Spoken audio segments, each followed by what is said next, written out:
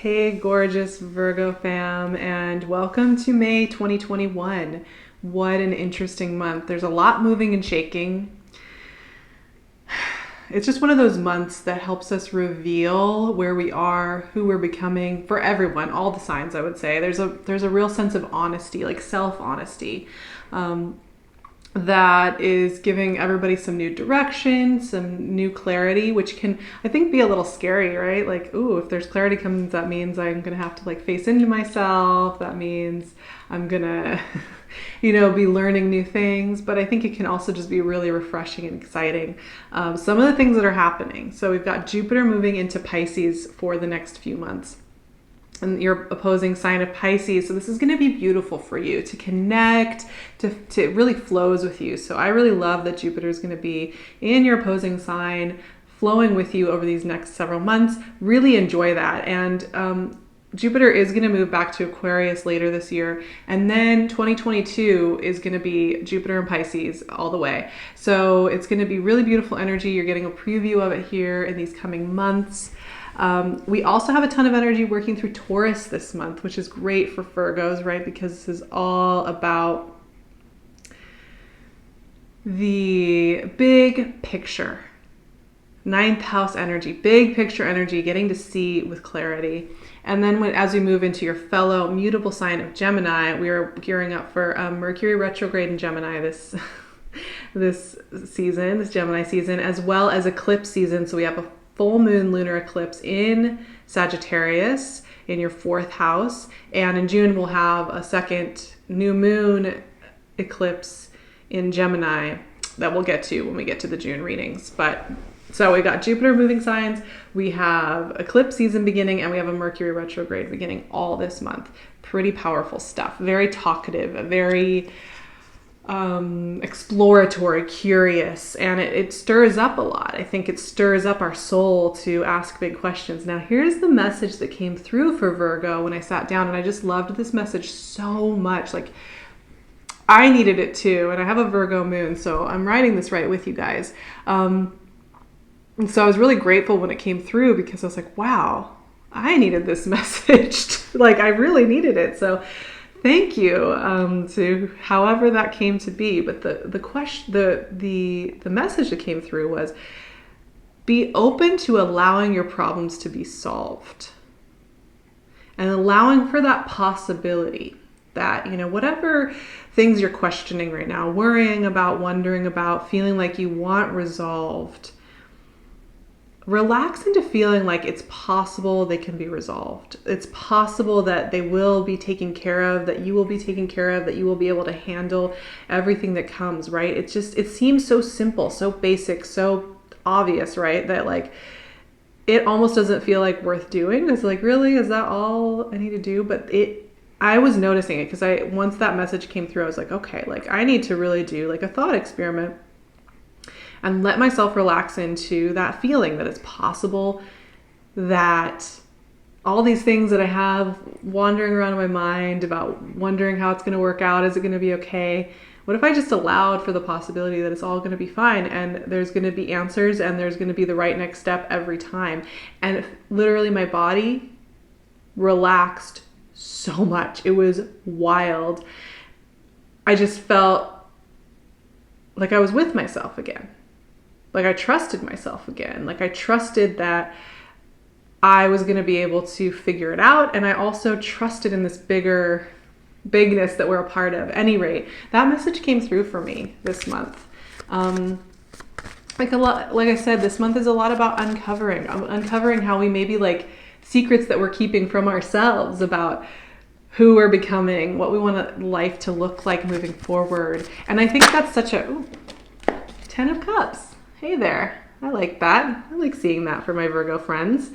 I think it can be a little intimidating when we're meeting new versions of ourselves. Like, what if we find out that we can't that we can't do things the same way, or that we can't keep the same status quo, or that we can't keep the same partners or friendships or locations or job titles or identities, right? It can be a little intimidating, but it's also so much easier to just be ourselves than it is to run around in these circles trying to be all these other things, right? 9 of Cups. My goodness, Virgo, you are getting some very supportive energy here in this reading. And it just goes back to final card, 8 of Swords. Okay. You got to even it out a little bit, right? Got to have a little fun on it and a little adventure, a little mental adventure to go along with all of this ease, these ease cards, right? Otherwise, what would be the fun of that, right? Okay. So let's talk about this, because I don't know about you, but when I see these 3 cards, I'm excited. Doesn't this feel so good? You know, 10 of Cups is all about really lovely partnership, joyful connection to others, joyful sense of presence in the very present moment with those around you. It's a beautiful card. It's very heavenly. It's very like tied to, I feel like, ethereal energy and the contentment we find in the present simple moments. You know, because one thing I love about this visual is it's like these people are just, they're in the countryside. It's a beautiful evening. The kids are playing. There's a little farmhouse. There's not really anything going on. They're just reveling in the moment.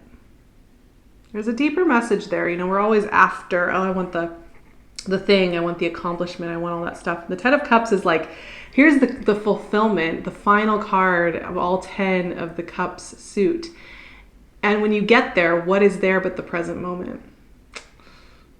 Very strong poetry, but that's followed up by the Empress. It is Taurus season after all, a beautiful time for Virgos as well.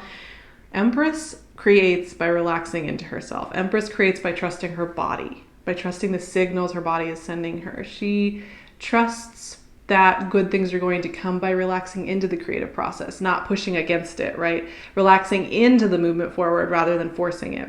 So there's a strong message here. And 9 of Cups is also about feeling safe in our environments and feeling safe inside of ourselves. So all 3 of these cards are about the ease of relaxing into trusting ourselves. And once again, it's so crazy because these cards to me really represent, what if I was open to allowing for my problems to be solved? What if I was open to allowing for support? For that heavenly feeling of a hammock underneath me, holding me safe through all of life's storms, even the grief, even the uncertainty, that I am held there anyway. What does it feel like for me to imagine a life where I feel that support every day, no matter if I have to make an uncomfortable bureaucracy phone call or I have to fill out paperwork that brings up worries about money or struggle? What if I felt safe within that, right? So it brings up that question, and it's like even just asking that question feels good to me. And I think most people feel better even just asking that question. Now, we got our little inner warrior going on here, the 8 of Swords. So classic. I feel like Virgos all around the world can unite in knowing and understanding that 8 of Swords feeling kind of like in a circle of worry, in a circle of looking at all the details and wondering how it's all going to play out, and is it going to be okay, and what is it going to look like, and what if it doesn't happen, and then in that kind of hurricane that can sometimes come up inside of us, not really being able to see what's around us and what's helping us, right? And so, and also here's the thing. I think when things get easier, when answers come in, when there isn't a whole bunch of like mechanics that you have to like be actively pushing through or like doing to harness the situation to make it your own, that's when that part of you that's the worrier, that's used to getting on the computer and doing 10 hours of research and being on top of the case and making sure you're double checking things and checking things again, can kind of rear up, because it's like looking for a job to do. It's looking for a way to keep you safe when the majority of your energy is all in this goodness right here that's relaxed, that's experimenting with what it's like if we don't double check that thing. And you know that you can't do anything about it for 2 more months. So why are you keep checking it, right? And so I'm just going to relax and see what happens if I don't check the things that don't need to be checked every day. If I don't look at the graphs and the numbers that are telling me how safe or unsafe I am. If I don't worry about any of those things, you know, how good can that feel? What a fun experiment. One of my favorite experiments to do on myself. But I will say that this part of the mind, it likes to have a task. It likes to have something to do. You know what I've come to do when that 8 of Swords, I give it something to do. I give it a knitting project. I give it a painting. I give it a journal entry. I give it some space to release so that it's not running around inside of me, making it feel like that's the reality. Because it's so interesting to me, what I'm kind of seeing in these cards is there's a lot of support around you, Virgo. Like a lot.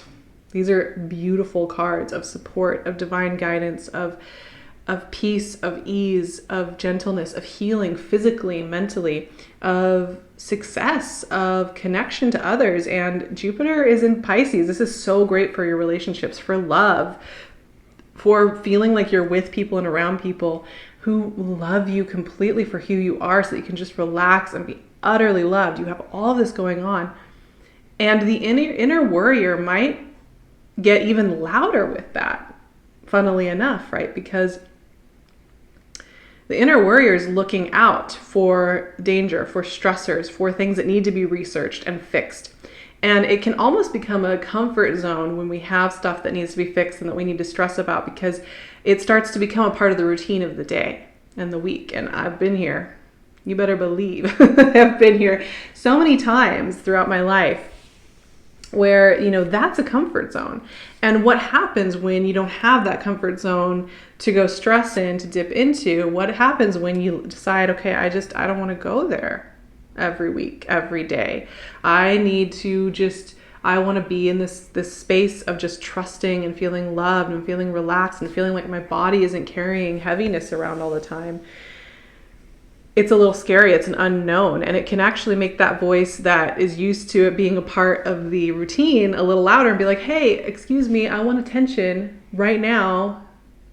I think that we need to hang out right now. So I think that's where that's there. And actually, Virgo, we gotta pull a final card, because I just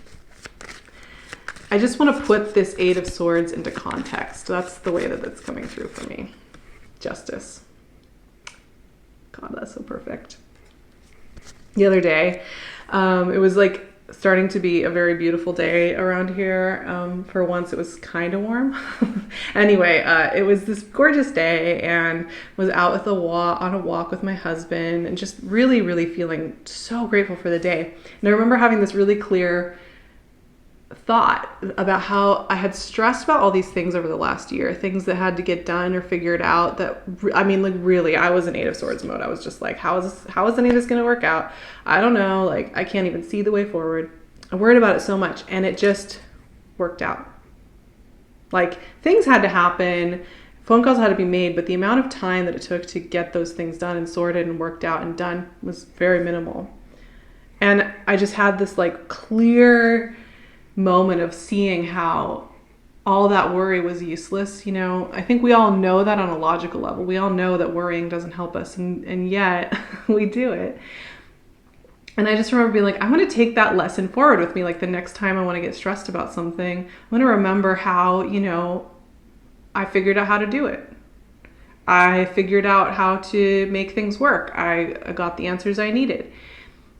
And immediately this week, I had some stressful things come up that were very similar in nature to the things I was just thinking about that had resolved and worked out.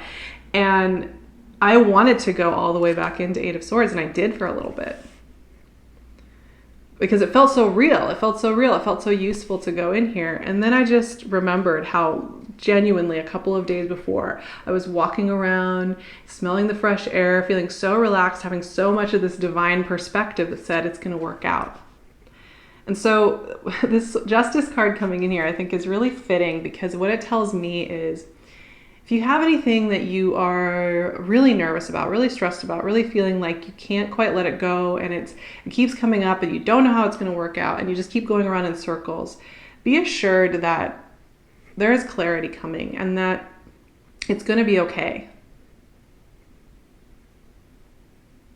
And it's going to be resolved. Like I said, being open to allowing that issues, problems, questions will be solved, that it's possible they can be solved, in and of itself is a huge spiritual practice. It's so potent, so powerful, and so doable. You know, I'm not asking you here to write up the vision board. I mean, you can do that. If you're feeling in the flow, please go for it. But if you're feeling a little intimidated by spiritual practice right now, or you're feeling a little intimidated to feel totally relaxed and trustworthy, and you know, everybody's going to be in a different place with this, just starting with, I allow for the possibility that all my problems can be solved, that solutions come to me easily, that there will always be a way forward and I will be able to handle it with ease, is such a powerful affirmation. It's one of my favorites. So I hope you take that with you for this powerful May. And it is a powerful May. It's also, you guys, a love-filled May, a passionate May, a creative May, a May for you Virgos to really share of your gifts and your beauty, and to do it in a relaxed way. Trust yourself. Trust yourself to just be who you are and create and play. And that right there will lead you right every time. I'm going to be covering all of these transits over on my Patreon, so I would love to see you there. I will leave the link for that below. We are going to be covering Jupiter in Pisces. We're going to be covering this Mercury retrograde in Gemini, all the outer planet retrogrades, and eclipse season. We're going to be activating those eclipses in a really fun way. So I'm really looking forward to it. I'd love to see you there. And you can find me on Instagram and my website. So I'll leave all my links below, and PinkLune's gorgeous Etsy shop below as well. I'm sending my Virgo family so much love. I'm so excited to see what this month brings. Please let me know how your May is going in the comments.